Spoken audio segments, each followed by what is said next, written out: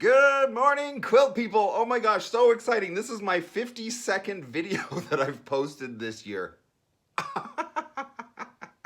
Apparently I don't have much of a life. It's just me in the studio talking to myself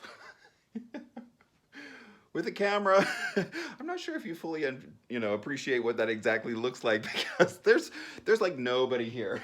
So quilt people, this is in fact what it looks like. This is how I spend the majority of my time, because these videos, they like take a long time to do. So I wanted to give you some context for kind of like what that looks like. There's literally nobody here in the office. It's like, hello, hello, just me and my phone.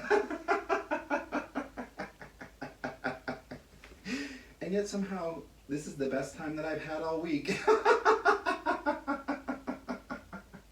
I know, it's like, it's crazy, but apparently I find myself very entertaining. So also, I'm not sure if you're fully aware, but like all of this situation that I do like right now is actually in fact a throwback to when I was a little kid, because I was like super fat and super gay, right? I was like not popular at all, like like bad.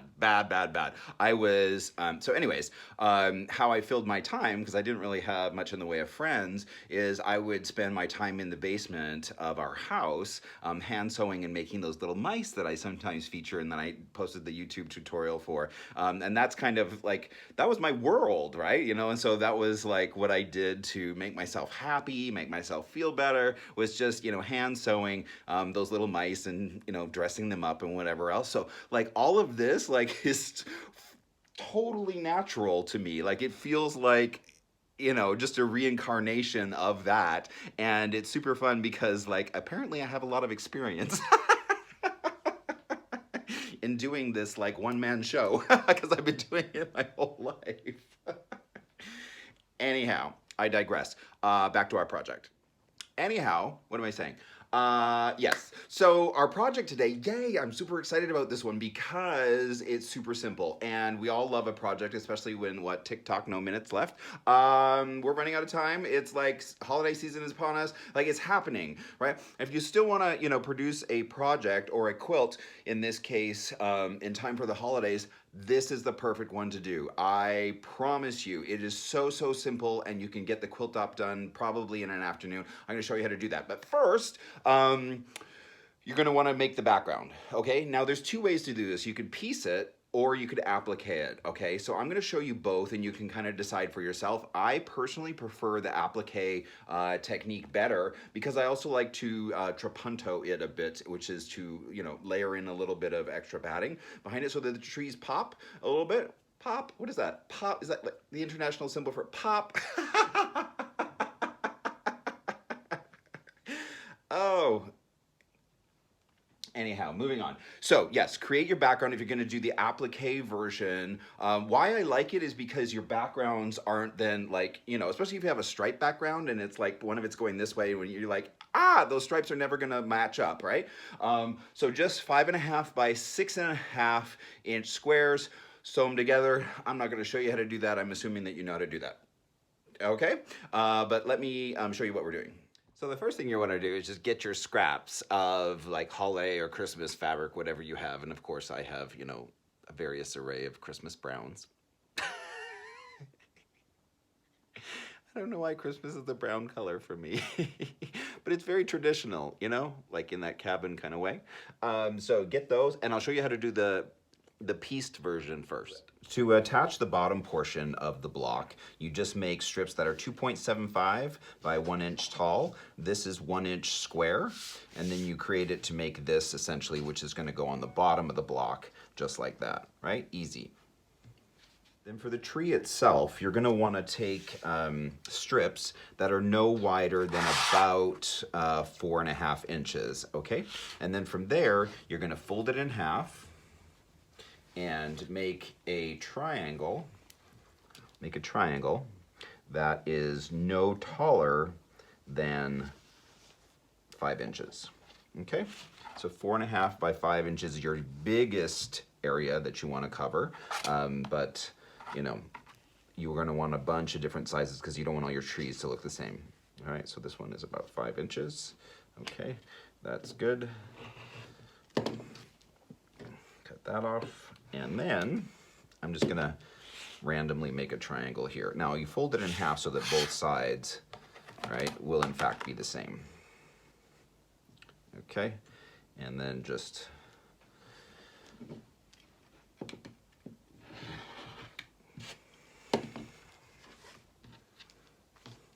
there we go. And oh, I need to square this up on the bottom. Don't know how that got off, but there we go. Then from here, I'm just gonna grab pieces from the background and essentially sew this on here, right, on one side, right, and then trim this up and then do the other side. So first thing I'm gonna do, take this and like this, and sew this along here. Okay, so this is sewn on and then I ironed it open essentially like this. And then I'm gonna take this piece here and trim this up along the other side of the tree, giving me a nice piece there that I can attach the other side to like this. And then I'm just gonna sew along here. So I sewed that along there and then I iron it open and essentially you get this shape. Right? Now what you do is come through here and line up your center here, right where the center of the triangle is, and then just cut that off along here, all right, and then just cut out your piece to make sure that you have enough room on either side and that it's 5.5 inches across. All right, so half of 5.5 is 2.75, so 2.75, line that up, make sure that it's square, 2.75, right in the middle, and then from there, we'll cut off our sides, on the other side. 2.75 right there. Okay.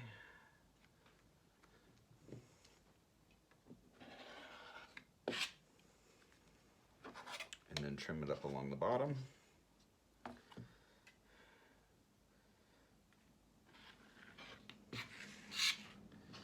All right. And then you just attach this guy on the bottom like this. Shablam, Christmas tree. So then you just sew on the bottom part and that's essentially it. Now these ones I'm doing 5.5. Now once you have the big pieces open, just trim it up to your exact block size. I've decided to make these ones a little bit shorter. So this one is 5.5 inches by 5.5 inches. But you can see why I don't necessarily love the piece part, because if your background is at all directional, that looks weird. Right? Whereas if I was actually appliquing the tree onto a solid background, you wouldn't have these competing lines. And so that's why I'm going to show you the applique version next. So for the applique version, I highly suggest you get some no melt plastic template like this. And what you do with that is you just cut a 1-inch strip that you're gonna use. Actually, I might use a couple of different widths. All right, with your no melt plastic, just cut out a couple of different widths for the tree trunks. Oh, come on. All right, get that out. Come on, there we go. Okay, so just little rectangles like that, right? And now that one was 1 inch. I'm gonna do another one that's 1.5, just for a little variety visually. Tell you, need one of those no slip rulers. Okay, all right, so I have my tree trunks, and then I'm just gonna measure what is, 5 inches tall or so. 1, 2, 3, 4, 5, there we go, and just cut out some triangles. Okay, so the hardest part of this whole project is actually just lining up your plastic template. So I'm just using my mat here and looking at, okay, I'm gonna go 1.5 inches across, right, and 5.25 inches tall, and then come back down the other way so that I can just essentially line this up. Get this just perfect, right? And then cut that, because you want your templates to be perfect. Okay. And then pop that out of there. It's still attached on this side. Hold on 1 second. All right. Pop those out. And then I don't know if you can see these, but I have essentially 4 different triangles, some that are short and fat, others that are tall and long. Right? Can you see those? Right? And then I have a couple of different trunk options, one that's fatter and one that's more slim. All right? And then I'm just going to get out my small lap ironing board and start folding some fabric around this. Now that I have my templates made, again, I'm not sure if you can see this, but I can just, I don't even have to measure. I mean, you can if you want, but just a piece of fabric that's about 1/4 inch in size bigger than your template, right? Set that aside, that'll be a tree. Now, I like to keep the templates with the fabrics I've cut out, right? And you can do a bunch of them at once. I'm just doing one so that you can kind of get a sense of what that looks like. Okay, so I'll make a stack of tall, skinny trees. I'll make a stack of short, fat trees. And again, it's super easy. Great stash buster. Okay, I've got a few fabric ones done, and then I'm gonna do the same. Now this one you wanna get much closer, right? You don't want really any overhang beyond the template because it has to fit under, right? You may even wanna trim it up a bit smaller than the plastic.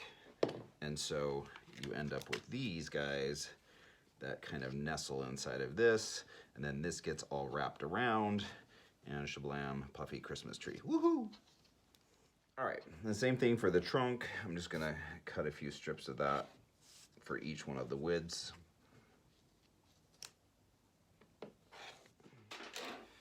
Okay, we're ready to start putting this together. Got a little spray starch in a container. Q-tip goes in there. This is so simple, you're gonna love this. All right, little 505 just to, you know, help it stick. There we go. And then it goes down on the fabric, right? Now it's kind of just one. And then draw a line, kind of wet where you're going to be ironing. Fold it over the heat-resistant template and iron along the 3 creases. No problem.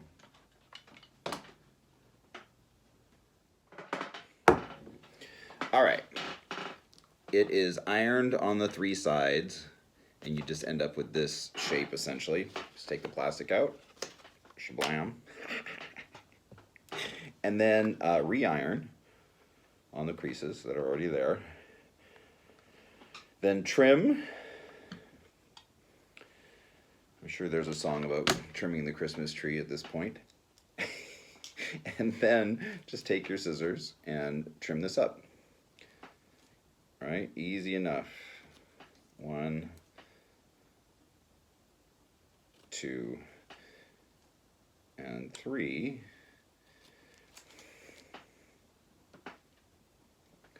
How cute is that, right? So that's perfect, ready to go. I'm going to put a little 505 on that. There we go. And now, for the batting, if you are gonna trapunto it, just make sure that your batting is really trimmed up. You don't want excess sticking out the corners. That's no bueno, okay?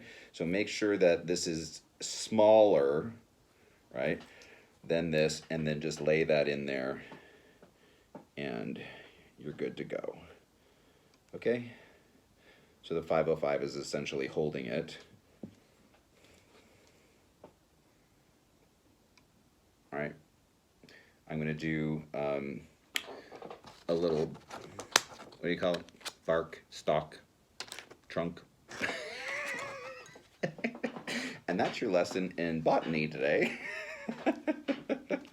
So with my little square, I'm going to essentially do the same thing, just kind of wet the sides and then fold it over the plastic template. And then you're going to just tuck that in underneath. I mean, it's so simple. It's a great, great, easy project, and it's fun to decorate, at least for me. It's all good. Okay. 1, 2, and 3. Let me finish this up. All right. So now I have my block that's 5.5 by 6.5, right? And I'm just going to kind of temporarily adhere it to the background with a little 505, being mindful of your seam allowance. All right. Okay, so that's on there. And then same here. Check this out. Okay, so that then can just be there. Now, I'm probably going to attach it down with just some wash away thread, right? And this actually needs to move down a little bit because it is a little high for the seam allowance and I don't want to catch the tip of the Christmas tree in it. So just readjust and place it down. Perfect. Look. So now you can actually go through and you could actually partially quilt it if you wanted to. A bunch of decorative stitches on there would be super cute.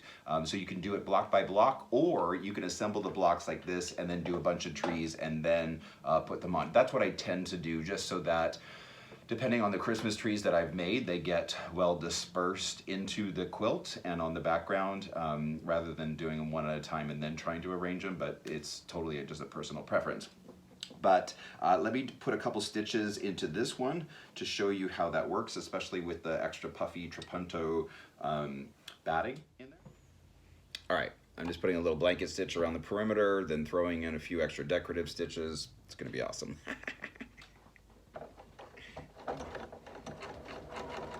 Oh my gosh, it's so cute, right? So simple little blanket stitch around the edge.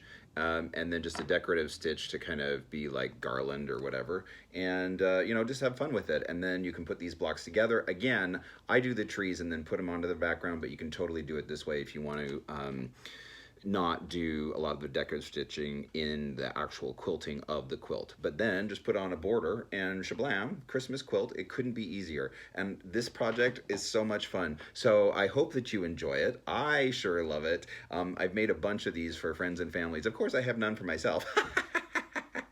Given them all away. So I wish I had a finished project to show you, but I appreciate you tuning in, and as always, you can reach me at quiltingcowboy@gmail.com, and I appreciate your support. Thank you so much. Oh, and if I don't see you, Merry Christmas, because I probably won't be posting next week because I'm going to take a vacation, and so I guess I will see you between Christmas and New Year's. I have a great idea for that video. Woohoo! Talk to you soon.